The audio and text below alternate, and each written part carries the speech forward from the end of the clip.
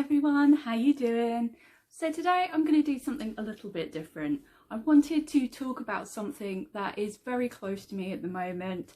I'm approaching my 40th year of life, and that is the way I'm thinking about it. It is just a number, but as many ladies my age will find out, and sometimes earlier, mine started a lot earlier, you will start to find some of those telltale signs of aging, such as your little fine lines around here and grey hair. You know, our hair is something that we spend a lot of time on. It's something that you notice straight away about someone. If they've got a really good haircut or you love the colour of their hair, they will stand out to you, and actually it is part of your visual statement, part of your image, part of your presentation. So I'm going to talk a little bit about my journey into embracing the grey hair. As I went through this journey myself, I found that a lot of people were coming to me because they weren't sure if it was something they wanted to do. I think you kind of do know if it's something you want to do, but at the same time you're worried about what you're going to look like, you're worried about how it's going to change your image and what others will think of you. I've been dyeing my hair a very long time. I actually noticed my first grey hairs when I was about 14, so it started very, very early, and it's something that I inherited. My father went grey when he was very young also. It's something that I've had to live with for a long time. I've spent years and years and so much money dyeing my hair, paying for hairdressers to do stuff to my hair, changing the colour of my hair. I've pretty much had every colour hair under the sun. I will share some of the pictures with you. We'll put some little cards up so you can see some of the colours that I have had. There have been a lot. I think maybe green is the only colour I've not had yet. What I wanted to do was to talk a little bit about the things that I've learned along the way and about some of the concerns that us ladies have when we're deciding whether to transition or not to our natural hair colour. It's been 2 years now since I decided to start letting my natural grey colour come through. It has turned out differently to what I thought. It is slightly more of a salt and pepper thing than I thought I'd do. I think I'm more salt and pepper, definitely, but underneath here you can see that I've got some of that darker colour. You never quite know how it's going to turn out. What I have noticed is that no matter what your skin tone, no matter what your hair colour was, my hair was naturally very dark brown and I have pale skin tone, so I really wasn't sure whether it was going to suit me, whether it was going to make me look really washed out. And as I went along, something I noticed was that the colour grey that I was developing is my own shade of grey. When they say there's 50 shades of grey, what they actually mean is there's way more shades of grey. Forget about the novel. There are tons more shades of grey out there. It doesn't matter what skin type you are, it doesn't matter what hair colour you are, the grey hair that grows out will look good on you. It will suit you and it will look natural. That's one of the nice things. And if you have a look online, you can find tons of accounts of other people that are going through the same transition. I am calling it a transition because I think it is moving to a different stage. You're more accepting of what's happening and you're embracing that, which I think brings its own elegance and grace. It just is a lovely natural thing, and I do feel a lot happier for it. I'm not having to worry about roots coming through. I'm not having to worry about how my grey hair looks as the colour's coming out of it and maintaining that colour.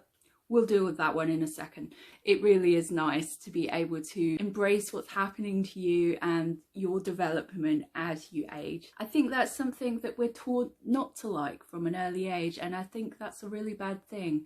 I'm actually one of those people that kind of feels like if I have wrinkles on my face, it's because I've laughed lots throughout my life. That's a much nicer way of looking at it than, oh my god, look, this is going here, this is... If I could just have this little, you know, I do that. I do that from time to time. Video calls is really bad for that. But at the same time, I do remind myself of those things. Those are the lines of experience of the years that I have lived on this earth, and I'm grateful for that. There's definitely two ways that you can look at it.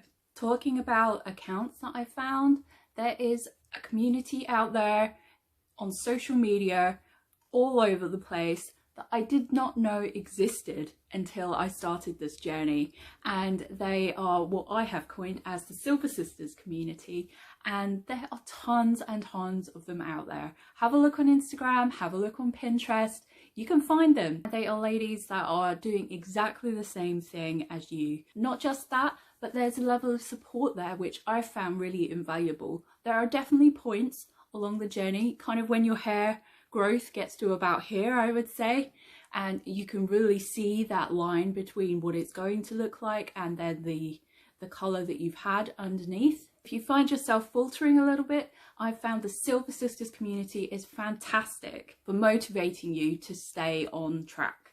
Social media does have its benefits in that respect, and I know other people that have decided to start embracing their natural colour are also finding their feet with that. They're finding their confidence, they're posting pictures of their progress. It's great that these women feel empowered to share that with us. Another thing these are great for is style tips. As your hair colour comes out and when you're starting to get that full effect, you will possibly find that the clothes that you loved, the clothes in your wardrobe, don't really suit you anymore. I had, as I say, very dark brown hair and pale skin tone. So when I started to see the grey colour coming through and realising how that looked with my wardrobe, there were a lot of colours that I had that I thought, It did come as a bit of a surprise to me. I thought about the makeup element, hadn't however thought about how it would affect the clothes in my wardrobe and the colours that would suit me. Here is a top that I absolutely love. I have only worn this top once, because I bought this as I was starting my journey, and then when it came round to the time of year when I could wear this again, I put it on and realised that actually it doesn't go so much. It doesn't look too bad, but when you think about grey and then yellow, to me it just, there's something not quite right about it. I found that navies, reds, blacks, those kind of colours really go well. What I will put up here for you are a couple of colour palettes that I've put together for myself. These are colour schemes that I like, colour schemes that I kind of followed anyway, ones that I will be developing as a long-term wardrobe solution for myself. So this is something I'm going to build on, something I'm going to try and mix and match with, and then I know I've got 2 different colour palettes for whatever I need. I'll add these on my Instagram account as well afterwards so that you can see those there. But really, it's not as bad as you think. You know, you don't have to go out and replace your whole wardrobe. It's just perhaps looking at trying on some of your pieces, looking at the colours that you think no longer quite look right and make you look your best, and replacing those bits with a signature colour, with a signature wardrobe look that will suit you for years. You don't want to have to keep changing this with the season, so build on something that will suit you for the long term. And also go with colours that you like. You want to enjoy what you're wearing, you want to like what you're wearing. So I have started putting together my new wardrobe. I've still got a little bit of yellowing there, you can see my lovely gold necklace there.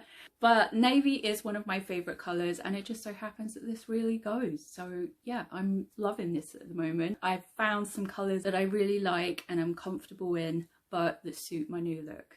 What I noticed as part of that understanding, going through the process of clearing out my clothes and trying to develop that new sense of style for myself, is that for a while I kind of felt a little bit lost. I felt like out of my comfort zone. I actually had to take some time, take a step back and think about what I wanted for my image, what I wanted to present, and you know, the colours that I was going to choose to do that. As I mentioned, makeup was another one of the things that I had to adapt slightly. Now, I've always loved red lipstick, so for me that wasn't a big deal that I would be wearing more of that. The nude kind of colours, those are the ones that don't seem to go so well unless they've got a pink undertone to them. I'm not the authority on these things at all. This is just what I've found for myself, and obviously I'm looking at it from my tone of hair and my skin as well, my skin colour. It could be completely different from some of you guys. On the flip side of the makeup thing, one of the nice things that I found was that before I started, my skin always looked really pale. It didn't matter how much blusher I put on, if I put bronzer on, lip colour, eye colour, it didn't really matter. I always felt like I looked a bit washed out. And when I didn't wear makeup and I went out or went to work and I had gone for more of a natural look, people would ask me if I was all right, and they would say that I looked a bit ill, or I looked unwell. Now that I do have grey hair, my skin tone looks much warmer and I don't need to put half so much makeup on, and I still have that nice kind of glowy natural look, which is amazing. I really have loved that element of it, so you might find that as well. What it has meant is that I have saved a huge amount of money. I have been able to use mostly things that I already had, it's just I've cleared away the things that no longer suited. So I've kind of had a refresh without having a big spend on it. It's nice to know that you can go ahead and do something like that without having to spend a lot in return. I've obviously saved on hairdresser's bills. My hairdresser is actually very reasonable and I love her to bits. She's fantastic. But I was spending a lot of money, and part of that was me. I changed my hair a lot. I did spend some money when I started to let the grey come through, purely because my hair was so dark and I didn't want to have the big line. I applaud the people that can do that. For me personally, I couldn't. I lightened it and then lightened it again. So I did have brown hair, then orange, then blonde, very, very blonde. And then from that point, I just let the grey come through. It did kind of fade in a more natural way. I did definitely have the line at some point, but I was able to hide it by styling my hair. The other thing I saved tons of is time. Tons of time. I used to dye my hair a lot at home, and I would say each time I did that, it took me about 2 hours, 2.5 hours to do it. The bathroom would be a mess, dye everywhere, no matter how hard I tried, because my hair is so thick and so long, it just, I cannot tell you how grateful I am that I no longer have to spend those hours in the bathroom trying to dye my own hair, trying to make sure that I've got the back done as much as I have the front.